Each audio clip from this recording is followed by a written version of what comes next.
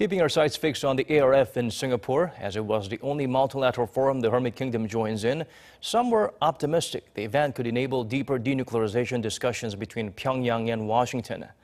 Unfortunately, according to our Oh Jung-hee, the two sides showed up at the venue only with contrasting views on sanctions. Expectations were high at the ASEAN Regional Forum, with the foreign ministers of South Korea, North Korea, the U.S. and China all present. It was hoped the forum could provide momentum in the struggling North Korea-U.S. denuclearization talks.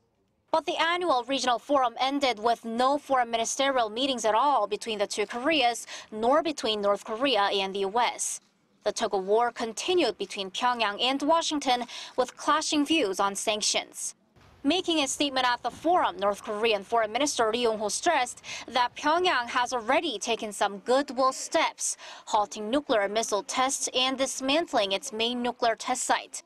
Pointing out that Washington is not responding to such actions and is still holding on to sanctions, he said, both sides will have to work things out simultaneously. Meanwhile, speaking to the reporters separately, U.S. Secretary of State Mike Pompeo emphasized the need to strictly enforce all sanctions against North Korea, mentioning recent reports about illegal ship-to-ship petroleum transfers.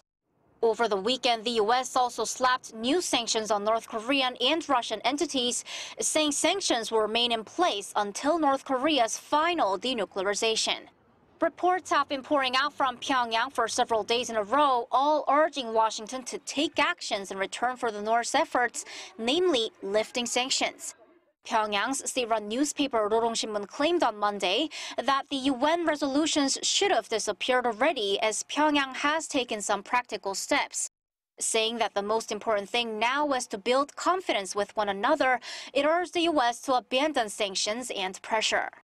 While Washington is firm in keeping its economic pressure on Pyongyang, especially with its joint military drills with South Korea suspended, how North Korea and the U.S. find a middle ground remains to be seen. Oh Jung-hee, Arirang News.